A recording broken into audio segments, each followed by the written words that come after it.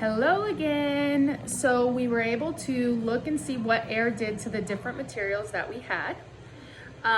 So when I blew on the cotton ball with a straw, it then moved in the direction I was blowing, right? When I let the air release on the different objects, then the objects blew in the direction that the air was going. So what is exactly happening? So here's what I want you to know. Air is matter. Matter is anything within the environment, and air is matter.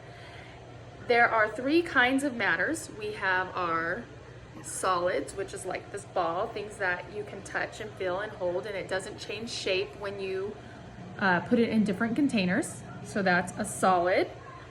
Then we have liquids, which is like this stuff, this water in the bag, that's a liquid.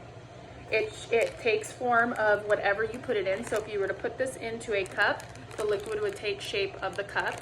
It's in this bag, so it's taking shape of the bag, okay? And the final one is air, okay? Air is an invisible mixture of gases, okay? So that's what this is, air, and that's what we're discovering and what we're investigating. So there's different things that air can do. Air can move things from one place to another.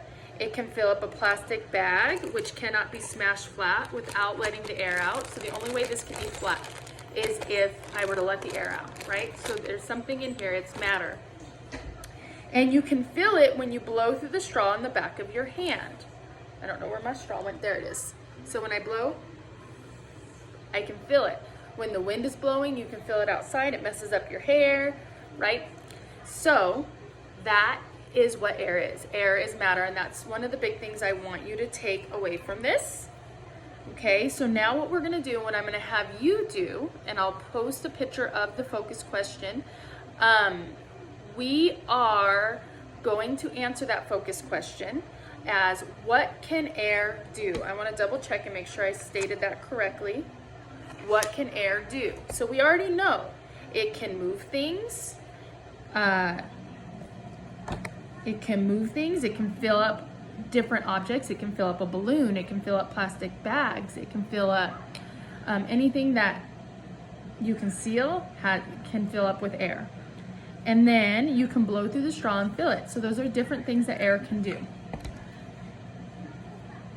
Let's see here. Air also takes up space. So sorry, I want to make sure I cover all this, and it's kind of hard, and I'm out of my element. The element means where I teach, so it's a little bit different. So what you're going to do is you're going to answer that focus question, what can air do? There can be different things that it can do. It can fill up a balloon. It can fill up a plastic bag. It can move things. So you're going to start with air can, and you're going to finish that sentence, and I will put that below this video as well. What can air do? And I'm going to start with air can, and you're going to finish up that sentence. Cool? All right, I hope you guys had fun with this, and if you're able to do it at home with materials that you have, and you don't even have to just do the materials I have. If you have a straw, you can find different things to blow through the straw and move those objects, okay? And I will post another video next week moving on from this and building on this. And, oh, forgot, if you answer that question and you drew a picture and you answered the question, I want your parents to snap a picture of it and email it to me at faneja@nv.ccsd.net, and that's also on the home page. In one of my blurbs, I have my email written down there. All right, I hope you're having fun and staying safe. Love you, bye.